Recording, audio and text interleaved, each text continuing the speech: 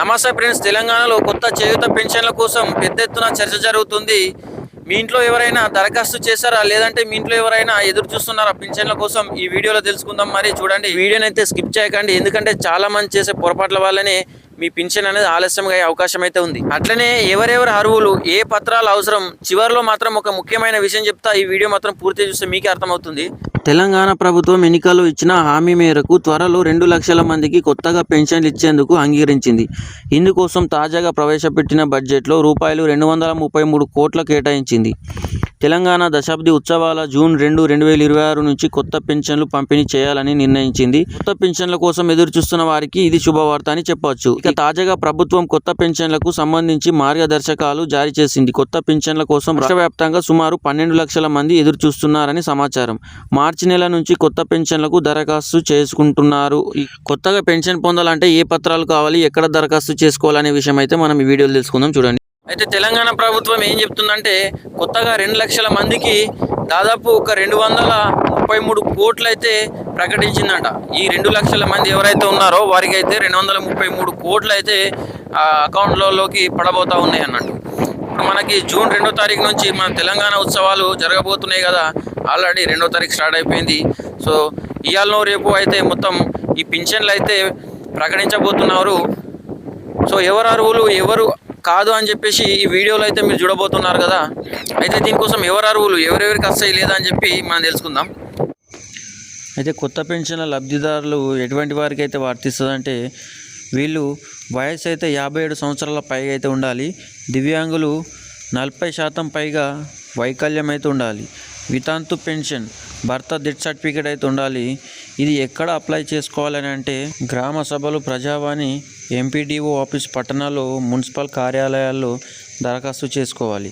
ఎంపిక విధానం: వచ్చిన దరఖాస్తులను క్షేత్రస్థాయిలో పరిశీలించి ఆపై అర్హులను ఎంపిక చేస్తారు. కావాల్సిన పత్రాలు: ఆధార్ కార్డ్, రేషన్ కార్డ్, నివాస ధృవీకరణ పత్రం, వయసు ధృవీకరణ పత్రం, వృద్ధులకు Aadhaar, voter ID, bank passbook, వితంతు, దివ్యాంగుల, ఒంటరి మహిళల సర్టిఫికేట్లు, అవసరమైన వారికి పాస్పోర్ట్ సైజు ఫోటోలు.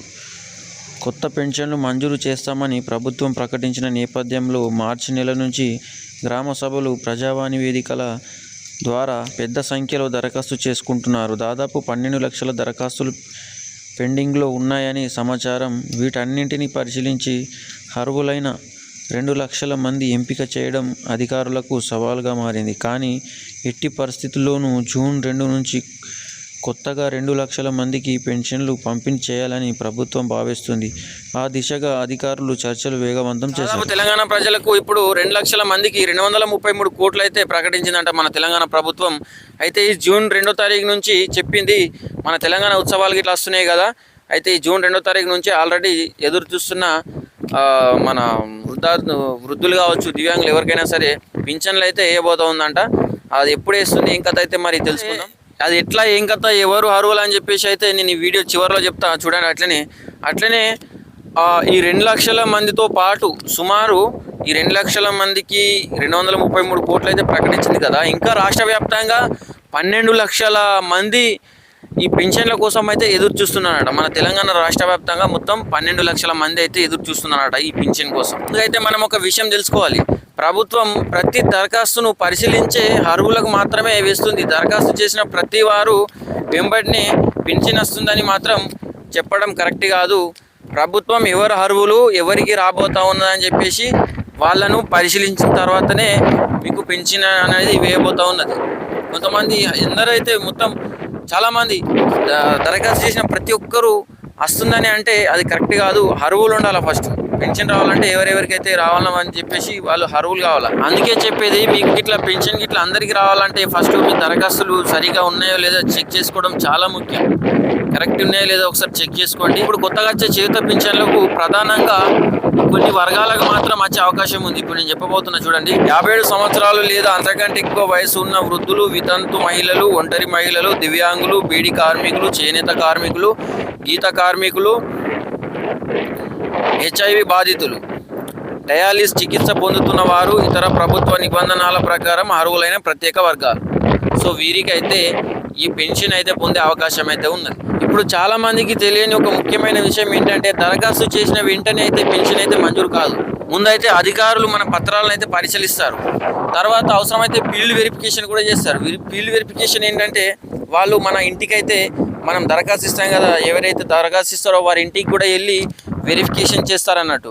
అంటే మీరేనా, దివ్యాంగుల, వృద్ధుల, ఒంటరి మహిళల, లేదా ఇది కరెక్టా కాదా అని చెప్పేసి వెరిఫికేషన్ చేస్తారు. మిమ్మల్ని ఇంటర్వ్యూ లెక్క చేసి మిమ్మల్ని తెలుసుకొని వెరిఫికేషన్ చేసిన తర్వాతనే, ఈ పత్రాలన్నీ పరిశీలించిన తర్వాతనే మీకు అనేది పింఛన్ అయితే లభిస్తుంది.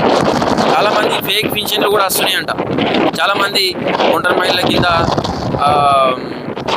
వృద్ధుల కింద అది ఇది అని చెప్పేసి చాలామంది ఫేక్ పింఛన్లు కూడా వస్తున్నాయంట. అందుకోసమే ఇవన్నీ స్ట్రిక్ట్ అయిపోయింది తెలంగాణలో. ఇవన్నీ అయితే పరిశీలించి ఫీల్డ్ వెరిఫికేషన్ మీ ఇంటి దగ్గరికి అటు వచ్చి మొత్తం చెక్ చేసిన తర్వాత పింఛన్లు అయితే చేస్తున్నారు అన్నట్టు. అందుకే మీ Aadhaar card, ration card, bank ఖాతా, మొబైల్ నెంబర్ ఇవన్నీ సరిగ్గా ఉన్నాయో లేదైతే మీరు అందుకే ముందుగానే చెక్ చేసుకోవాలి.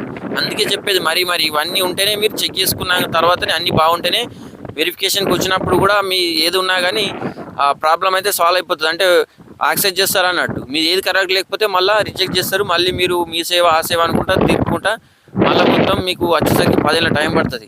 అందుకోసం ఇవన్నీ ఉన్నాయా, కరెక్ట్ ఉన్నాయా లేదా అని చెక్ చేసుకోరు ముందే చెప్తున్నారు. కొంతమంది అడిగే ప్రశ్న ఏంటంటే ఎందుకు ఆలస్యం అవుతుంది, పెన్షన్ దరఖాస్తు ఇచ్చి చాలా రోజులు అవుతుంది, ఎందుకు ఆలస్యం అవుతుంది అని అంటున్నారు కదా. దాని గురించి నేను చెప్తా కొంచెం. కొన్ని సాధారణంగా ఎందుకు ఆలస్యం అవుతుందంటే పత్రాల్లో తప్పులు, బ్యాంకు వివరాలు సరిపోకపోవడం, ఆధార్ లింకింగ్ సమస్య, వెరిఫికేషన్ పూర్తి కాకపోవడం, అర్హత నిబంధనలు పూర్తి కాకపోవడం.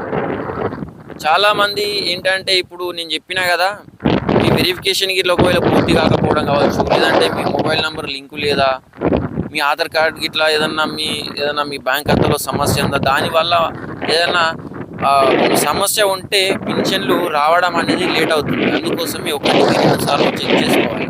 లేకపోతే ఎవరినైనా అడగాలి, చెప్తారు. అయితే ఇదన్న వీడియో. మరి మీకు నచ్చితే మాత్రం మన వీడియోని అయితే సబ్స్క్రైబ్ చేసి లైక్ చేసి, మీకు ఎవరికైతే పింఛన్ రాని వాళ్ళు ఉన్నారో, పింఛన్ వల్ల బాధపడుతూ ఉన్నారో వీడియోని షేర్ చేయండి. ఏమన్నా డౌట్స్ ఉంటే మాత్రం నాకు కామెంట్ చేసి చెప్పండి, నేను చెప్తాను. చాలామంది పింఛన్ గురించి అయితే ఎదురు చూస్తూ ఉన్నారు. ఇప్పుడు మనకు June 2 నుంచి ఇప్పుడు మన తెలంగాణ ఉత్సవాలు, పండుగలు అవి ఉంటాయి కదా అని చెప్పేసి June 2 నుంచి అయితే విడుదల చేస్తా అని చెప్పింది కదా. విడుదల అయితే 233 కోట్లు అయితే మీకైతే పడబోతూ ఉన్నాయి. కొత్తగా అయితే మన తెలంగాణ రాష్ట్రంలో కొత్తగా అయితే 12 లక్షల మంది ఏర్పడారు. 12 లక్షల మంది పింఛన్ వాళ్ళు.